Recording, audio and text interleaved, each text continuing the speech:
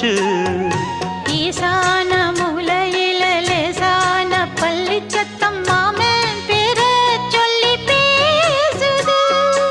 ஆறாத சோகந்தன்ன தீராம சேர்த்து வச்சு ஊரும் சேர்ந்து என்ன ஏசுது.